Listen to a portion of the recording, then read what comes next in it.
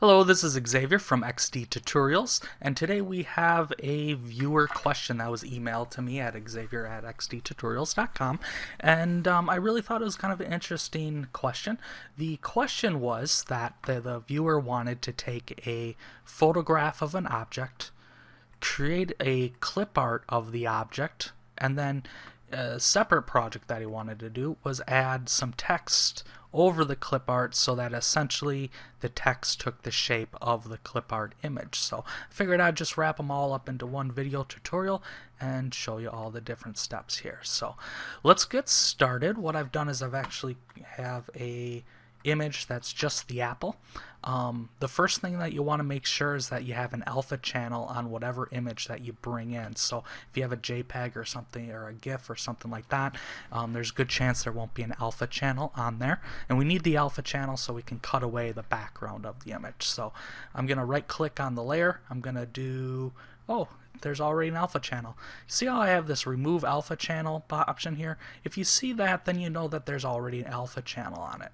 If you right click and you see the option add alpha channel, that means that the image doesn't have an alpha channel. So you just click on add alpha channel, and then now I have an alpha channel there. So I've kind of created this object because the background is going to be really easy to get rid of here. I know not all images will be this easy, so I'm just going to select my fuzzy select tool, click on the white background. You're going to notice that my selection hovers a little bit above the apple, so I'm going to clean that up, and I'm just going to do select, grow, and I'm just going to grow it by 1 pixel here. And now I have a little bit of a tighter selection around my object. So what I'm going to do is I'm just going to do Control X to cut, and now all of my background is removed. I'm going to do Control Shift A to take away all of my selections. So now I just have a plain old apple. So my first step is to just get basically a base image of this apple. So the easiest way to do that is to right click on the layer, and I'm going to do alpha to selection. And what that's going to do is it's going to select anything that isn't 100% alpha. I'm going to create a new layer. I'm just going to make it transparent. And I'm going to fill that layer with, let's do a black color here. I'm just going to select the fill tool, click inside the apple. Now I have a black shape, and we're going to hang on to that and use that in a little bit here. Again, just did Control Shift A to take away all my selections, and I'm going to duplicate this layer, and I'm just going to name it basic shape here, just so I know. Now this layer here that we just duplicated, we created a new layer. I'm going to name this outline, and I'm going to get rid of this, or not get rid of it, but make this layer invisible here. So that didn't take. There we go. So with this outline layer, what I'm going to do is I'm going to again do right click on it, alpha to selection, and then what I'm going to do is I'm going to do select, shrink, and I'm going to shrink it by, let's say, I think, 3 should be good enough.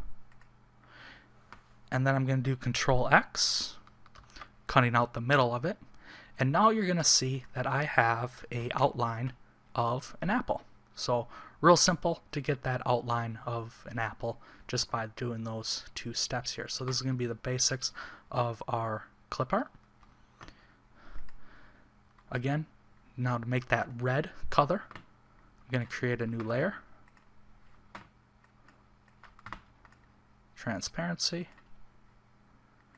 And I am going to click on my outline, do fuzzy select tool, and I'm going to click in the middle of the outline here. Now I'm actually clicking and saying give me anything that's 100% alpha to get my selection here.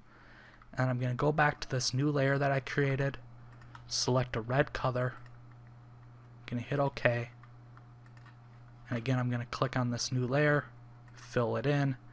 Now you're going to see that I have the shape of an apple, all in red with no outline.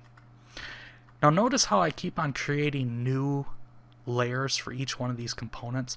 That's so that I can just quickly take them away, depending on what I want to do with the project, or maybe in the future I'm going to want to do something different with this project. It just makes it easier later. So I'm going to create a new layer for the leaf portion. Again, I'm going to go back to my outline, do my fuzzy select of my leaf. Looks like I'm going to need to do holding down the shift key, click in there. Now I have the two selections, and now let's change this to a leafy color. Again, I'm on my new layer, and now I have something that looks like a ClipArt-y apple. Okay. Now we're going to do some of our detail to the area, and I'm just going to rename these just so I know what they all are for later.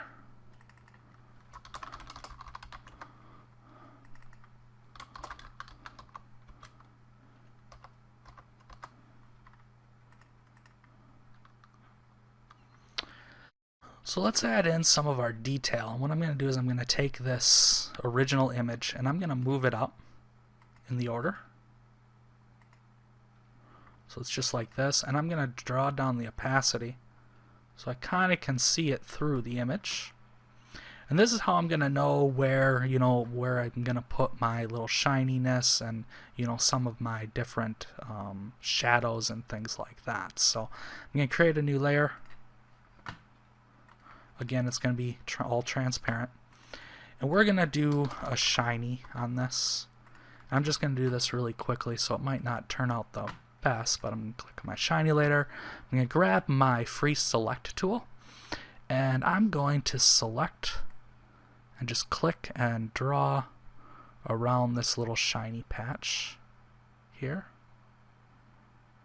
It's kind of the cheater way to do it, just taking it straight from the image that we've already had. I'm going to connect them at the end, and I'm going to fill it in with white. Okay. Now if I take away my image, that's what we're going to get. I'm going to take my shiny layer, I'm going to dial down the opacity, like something like that, and now I have a shiny layer. So let's do kind of the same thing with our shadows along the side here. Again, I'm going to turn back on my original image, and again, it's just to see kind of where the shadows are streaming. I'm going to create a new layer, transparency. For this one, I'm just going to take a fuzzy brush, change it to black.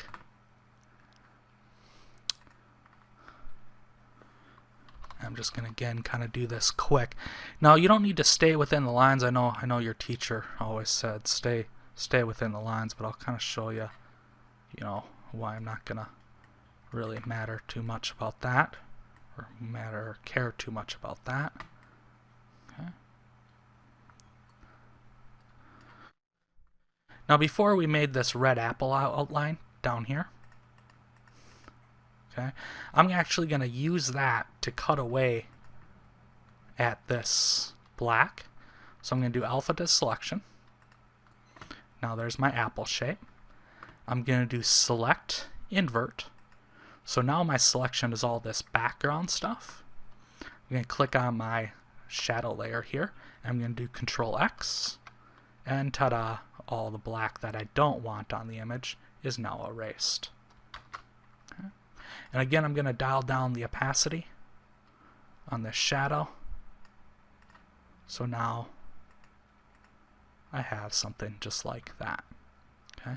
And you can, again, I went really quickly and I did this, so it's probably not the best example. You can clean it up and be more detailed as you please.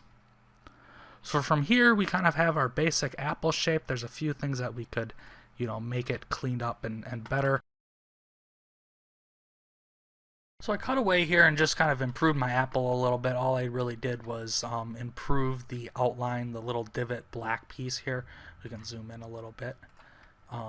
Made that a little bit cleaner, and then I also blurred the shiny portion as well as the shadow and kind of cleaned up the shadow a little bit. Not perfect, but a little bit better than what it was here. So really you could stop at this point and just say, you know, I'm done, I have a ClipArt apple, and go on with your project. But you know, if you wanted to add text over it and actually make an object that didn't have any borders or anything like that, we can continue on doing that. So the first step of that process is to add some text. So I'm just going to create a text box here, and I found a website that actually converts text into binary code. Thought it was kind of funny to have a Apple teaching technology type of a thing do some binary on here. So I'm going to click in here, add my ones and zeros, and I'm going to change the color of those ones and zeros to a dark red. Hit OK. Now we're all set here. So I could move this around, you know, reposition the ones and zeros a little bit. Okay. So what I'm going to do is I'm going to add these ones and zeros to its own brand new layer. And so I'm going to create a new layer, just an all transparent layer. Okay. I'm going to move the ones and zeros above it. And I'm going to merge the ones and zeros, or that text layer, down into my layer so it's on its own layer here. Now probably the simplest way to remove all the extraneous ones and zeros here is to create a layer mask. And how I'm going to do that is, remember that very first image we made, that basic image all black? I'm going to right click that, do alpha to selection. Now I have that selection of the apple. And then I'm going to right click on my text layer, do add layer mask, and I'm going to select selection. I'm going to add it. And you see how all that selection disappears. Essentially, if I right click on this layer and I do show layer mask, anything that's white is going to show the text. Anything black is not. Think of it as like taking tape or masking off areas. That tape is that black. It's not going to allow anything through. So I can clean up this layer mask just by taking a brush, you know, going over the stem, because we don't want any text on the stem. We don't really want any text over the leaf either. So I can fill that in with a paintbrush, just kind of like that. You know, levels of gray will only partially allow the text to go through. Anything 100% black will totally eliminate the text. Anything 100% white will allow the text to come through. So I'm going to right click this layer again, uncheck show layer mask, and there's my apple. Okay. So I'm going to take this text. You're going to see the text is still kind of going over my stem a little bit. So I'm going to hide that by moving this layer all the way below my outline. Okay. And we could remove the red apple portion of it. And we could also remove the outline of this text. So to remove the outline of the apple, I'm going to duplicate that layer. I've gone through all that work making that outline, so I don't want to totally destroy it. So I'm just going to duplicate it and make a copy of it. I'm going to change the original to so it's not visible, and I'm going to move it all the way down to the bottom of my project. Okay. The outline copy here, I'm just going to simply erase away the sections that I don't want. Probably the quickest way to do it. Kind of do my fine detail work. To move the image like that, what I'm doing is I'm holding down my spacebar key and then moving my mouse, and that drags or repositions the image so I can work with it a little bit better. I'm going to make my cursor really big, or my paintbrush really big, and eliminate all of my apple. And then my final step is to create a layer at the very bottom so we just can see this a little easier. And I'm going to make that, let's say, white. Okay. So there's my apple. And, you know, we could increase the shadow a bit so that it comes out a little bit heavier. Same with the shiny, we could increase that a little bit since we have it on white. You know, you'll see if I make this background layer, you know, a grayish color, it'll pop even more. Something like that. So that's how you overlay text onto an image and create your own clip art image from a real life object that you have. So hopefully you enjoyed, and I thank you for watching. Feel free to subscribe or send me an email at xavier@xdtutorials.com if you have any questions that you'd like to get answered. So thank you very much. Have a wonderful day here. Bye.